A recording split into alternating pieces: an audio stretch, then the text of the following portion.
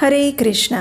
परम भगवान श्री कृष्ण का चरित्र मनुष्य के सहस्त्र जन्मों के पापों को नाश करने वाला है और इस दावानल रूपी भौतिक संसार सागर में अमृत के समान औषधि जैसा है। और भगवान को प्रिय इस मार्गशीर्ष मास में हम प्रतिदिन श्रवण कर रहे हैं भगवान की इन्हीं दिव्य लीलाओं का। और हमारी इसी मार्गशीर्ष मास कथा श्रृंखला की पिछली कड़ी में हमने सुना था कि किस प्रकार भगवान श्री कृष्ण ने कालिया नाग का दमन किया और उसे यमुना छोड़कर दूर देश में चले जाने का आदेश दिया था। तो चलिए अब आज के अध्याय का आरंभ करते हैं। जब नारद मुनि ने ऋषि नारायण से भगवान की सुंदर लीला का श्रवण किया तो उनके मन में एक प्रश्न आया और नारद मुनि ने कहा, हे जगत गुरु, अपने पहले के उत्तम भवन को छोड़कर ये कालिया यमुना तट में क्यों आया था? क्या इसके पीछे भी कोई रहस्य है? तो इसका उत्तर देते हुए श्री नारायण ने कहा, हे नारद मुनि, सुनिए, अब मैं आपको उस प्राचीन इतिहास का वर्णन करने जा रहा हूँ जिसे मैंने सूर्य ग्रहण के समय पर मलयाचल पर्वत पर सुप्रभा नदी के पश्चिम किनारे श्री कृष्ण कथा के प्रसंग में अपने पिता धर्मदेव के मुख से सुना था। वास्तव में बात ये थी कि भगवान शेष की आज्ञा से सभी नागगण प्रत्येक वर्ष कार्तिक मास की पूर्णिमा के दिन भय के कारण गरुड़ देव की पूजा करते हैं। पुष्प, धूप, दीप, नैवेद्य और अनेक उपहार सामग्रियां अर्पित करने के बाद वे भगवान की प्रसन्नता पूर्वक आराधना करते हैं। लेकिन एक समय महातीर्थ पुष्कर में भक्ति पूर्वक अच्छे से स्नान करने के बाद कालिया ने अहंकारवश उस तिथि को गरुड़ देव की पूजा नहीं की और सभी नागों द्वारा जो पूजा की सामग्री एकत्रित की गई थी उसे कालिया नाग ने बलपूर्वक खा लिया। उस समय सभी नाग अत्यंत क्रोधित हो गए और उस मदमत्त कालिया को रोकने के लिए और उसे नीति की बात बताने लगे। जब किसी भी तरह से वे कालिया को नहीं रोक पाए तो अचानक वहां पक्षीराज गरुड़ प्रकट हो गए। गरुड़ को आया देखकर सभी नागगण कालिया के प्राणों की रक्षा करने के लिए जब तक सूर्योदय नहीं हुआ तब तक पूरी शक्ति लगाकर गरुड़ जी के साथ युद्ध करते रहे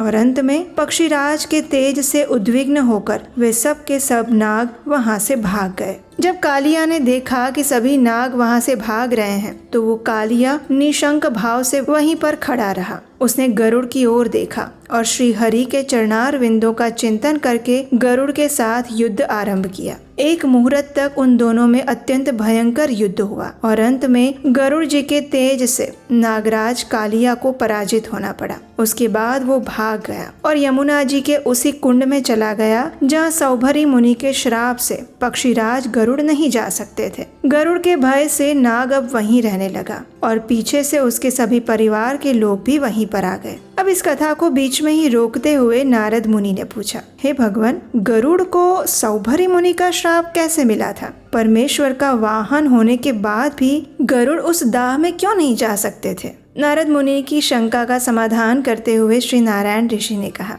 वास्तव में उस कुंड में सौभरी मुनि 1,000 दिव्य वर्षों तक तपस्या करके महासिद्ध हो चुके थे और वे श्री कृष्ण के चरण कमलों का ध्यान कर रहे थे। उस समय ध्यान परायण मुनि के समीप पक्षीराज गरुड़ यमुना जी के जल में और किनारे भी अपने गणों के साथ प्रसन्नता पूर्वक विहार कर रहे थे। वे अपनी उत्कृष्ट इच्छा से प्रेरित होकर अनेक पंखों को ऊपर उठाकर मुनि के अगल बगल में उनकी सा आनंद परिक्रमा करते हुए आते जाते रहते थे। अब एक दिन उन्होंने परिवार सहित एक विशाल काय मछली को देखा। देखते ही देखते गरुड़ ने मुनिंद्र के निकट से ही उस मीन को चोंच में पकड़ लिया। मछली को मुंह में दबाकर ले जाते हुए गरुड़ को देखकर सौभरी मुनि क्रोधित हो गए। मुनि की उस रोष भरी दृष्टि से गरुड़ कांप उठे और वो महामत्स्य उनकी चोंच से छूटकर पानी में गिर पड़ा। गरुड़ के डर से वो मीन मुनि के पास ठहर गया और उनके शरणागत हो गया। जब गरुड़ पुनः उसे लेने के लिए प्रयास करने लगा तब मुनिंद्र ने कहा,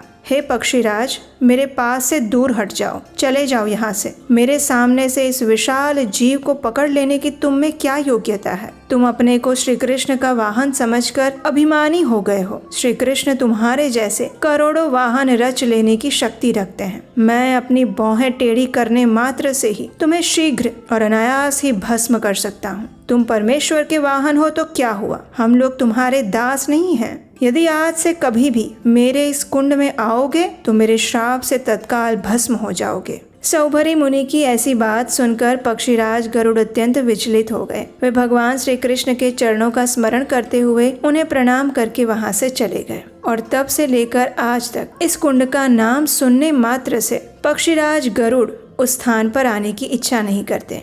इस वृतांत को सुनाने के बाद ऋषि नारायण ने कहा, हे नारद मुनि, अब हम अपने कालिया मर्दन के वृतांत को आगे जारी रखते हैं। कालिया नाग को यमुना नदी से दूर भेज देने के बाद श्री कृष्ण बहुत समय तक यमुना के जल से ऊपर नहीं आए और ये जानकर सभी ग्वाल बाल दुखी हो गए। वे मोहवश यमुना के तट पर रोने लगे। कुछ बालक शोक के कारण अपनी छाती पीटने लगे और कुछ वहीं पर मूर्छित होकर गिर गए। कितने ही बालक श्री कृष्ण विरह से व्यथित होकर कालिया दाह में प्रवेश करने का प्रयास करने लगे और कुछ कुछ ग्वाल बाल उन्हें रोकने लगे। कोई कोई अपने प्राण त्यागने का प्रयास करने लगे और उनमें जो समझदार थे ऐसे कुछ बालक उन मरण उन्मुख बालकों की प्रयत्न पूर्वक रक्षा करने लगे। कुछ बालक इस संपूर्ण वृतांत को नंद महाराज को बताने के लिए दौड़ पड़े और उनसे कहने लगे, हे नंद महाराज, कृष्ण ने कालिया दाह में प्रवेश कर लिया है, शीघ्र चलिए, उसके प्राण आपत्ति में हैं। इस प्रकार कहते हुए वे सभी ग्वाल बाल व्याकुल होकर रोने लगे। उन्होंने शीघ्र ही यशोदा माता को, उनके पास बैठे हुए बलराम को और अन्य सभी गोप और लाल कमल के समान नेत्रों वाली गोपांगनाओं को भी ये समाचार बताया। ये समाचार सुनते ही सब के सब शोक से व्याकुल हो गए और भागते हुए यमुना तट पर आ पहुँचे। सारे व्रजवासी एकत्र होकर रोते रोते शोक से मूर्छित होने लगे। माता यशोदा कालिया दाह में प्रवेश करने लगी और ये देखकर कुछ लोगों ने उन्हें रोक लिया।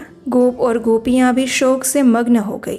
श्रीमती राधिका भी उस यमुना जी के जल में प्रवेश करने का प्रयास करने लगी और ये देखकर कुछ स्त्रियों ने उन्हें रोक लिया। वे शोक से मूर्छित हो गई और उस नदी के तट पर अचेत अवस्था में गिर गई। नंद महाराज भी अत्यंत विलाप करके बार बार मूर्छित होने लगे। चेतना आने पर पुनः रोते और फिर से मूर्छित हो जाते। इन सभी लोगों में ज्ञानियों में श्रेष्ठ बलराम जी ने अत्यंत विलाप करते हुए नंद महाराज और शोक से कातर हुई यशोदा मैया एवं अन्य गोप और गोपांगनाओं को आश्वासन देते हुए कहा, हे गोप गोपियों, आप सब मेरी बात सुनो। हे नंद बाबा, ज्ञान शिरोमणि गर्ग मुनि की बातों को याद कीजिए, जो जगत का भार उठाने वाले शेष के भी आधारभूत हैं, संहारकारी भगवान शिव के भी संहारक हैं, जो विधाता के भी विधाता हैं। उनकी इस भूतल पर कैसे पराजय हो सकती है? श्री कृष्ण तो अणु से भी अणु और परम महान हैं। उनकी सत्ता सदा और सर्वत्र विद्यमान रहती है। वे योगियों के सम्यक योग हैं। जिस प्रकार आकाश को कोई छू नहीं सकता, वैसे ही सर्वेश्वर को कोई बाधा नहीं पहुंचा सकता। श्री कृष्ण सबके आत्मा है और आत्मा किसी की दृष्टि में नहीं आता। उसे अस्त्रों का निशाना नहीं बनाया जा सकता। हे पिताजी, यदि एक मच्छर सारे ब्रह्मांड को निगल जाने में समर्थ हो जाए तो भी उन ब्रह्मांड नायक को वो सर्प अपना ग्रास कभी नहीं बना सकता।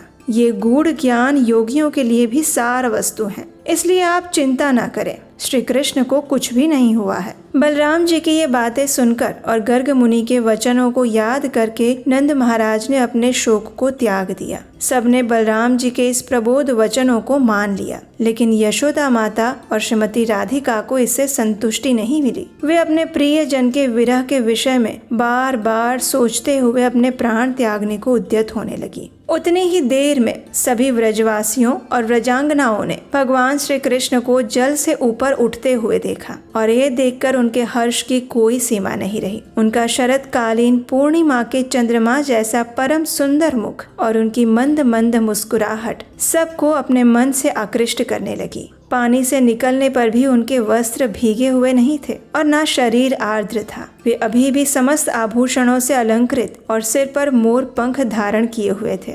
यशोदा माता अपने लल्ला को देखती ही रह गई और उसे तुरंत छाती से लगाकर मुस्कुराने लगी। उसके मुखार विंद को चूमने लगी और उस समय उनके नेत्र और मुख प्रसन्नता से खिल उठे। नंद महाराज, बलराम जी और रोहिणी माता ने भी बार बार श्याम सुंदर को हर्षपूर्वक हृदय से लगा लिया। सब लोग एक नजर से भगवान गोविंद के श्री मुख का दर्शन करते रहे। सभी ग्वाल बालों ने भगवान श्री हरि का आलिंगन किया और सभी गोपियां अपने नेत्रों द्वारा उन्हें आलिंगन करती रहीं। उसके बाद अचानक ही वृंदावन में कुछ ऐसा घटित हुआ जिसकी किसी ने कल्पना नहीं की थी। और वो क्या था, ये हम सुनेंगे मार्गशीर्ष मास कथा श्रृंखला की अगली कड़ी में। उसे सुनने के लिए अगर अभी तक आपने हमारे इस चैनल को सब्सक्राइब नहीं किया है तो जल्दी से कर लीजिए। बेल आइकन दबाकर नोटिफिकेशन ऑन रखिए ताकि कल आने वाली इस रहस्यमय कथा को भी आप जल्दी से सुन पाए। अगर आप हमारी ये मार्गशीर्ष मास की कथाएं प्रतिदिन सुनते हैं तो एक कार्य और कीजिए, और वो ये कि इस वीडियो को लाइक करने के बाद इन कथाओं को अपने मित्रों परिवारजनों को भी शेयर करते रहिए, अपने व्हाट्सएप स्टेटस में लगाइए, जिससे कि इन सुंदर कथाओं का श्रवण अधिक से अधिक लोग कर सकें और इस पवित्र मार्गशीर्ष मास में